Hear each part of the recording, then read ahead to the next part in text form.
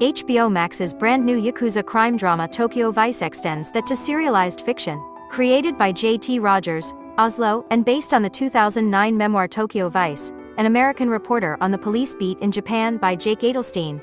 The show's premise is simple enough. Ansel Elgort stars as a fictionalized version of Adelstein, and the series explores how he makes his way as the first non-Japanese reporter to work for a major publication in Tokyo. Based on just that information, you'd probably expect an emotional drama about a young man finding himself in a strange land, which it is. There's no denying the fact that this is a story about an expat trying to make a life for himself away from everything he's ever known. But that's not all it's about. And that brings us to the first lesson of Tokyo Vice. Nothing is ever as it seems. It all starts with one bad day in Shinjuku, when a man is found stabbed to death. As Jake digs deeper, he begins to see past the straight-laced days and neon-drenched nights to the true face of Tokyo's underworld.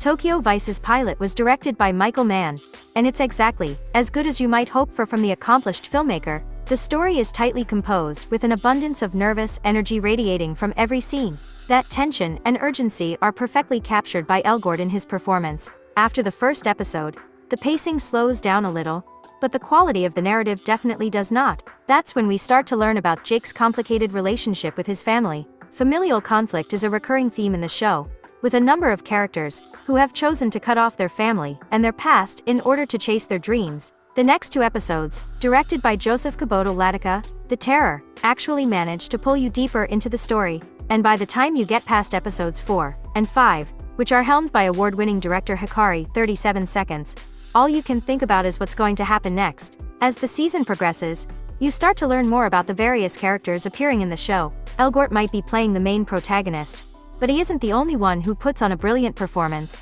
Iconic Japanese actor Ken Watanabe is absolutely badass as Hiroto Katajiri, a detective with the Tokyo Metropolitan Police Department. Katajiri is the one who takes Jake under his wing, showing him how to find his way in the darkness of Tokyo's underworld. On the one hand, Katajiri is a fierce peacekeeper, handling different factions of the Yakuza and brokering deals between them as an independent party.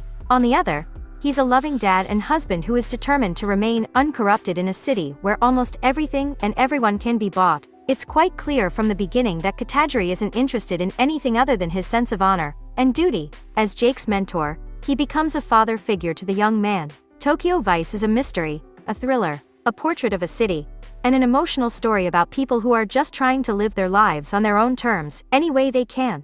And I, for one, can't wait to see more of what Tokyo has in store for these characters. The first 3 episodes of Tokyo Vice will hit HBO Max on April 7th, with the remaining episodes releasing 2 at a time every week until the final episode on April 28th.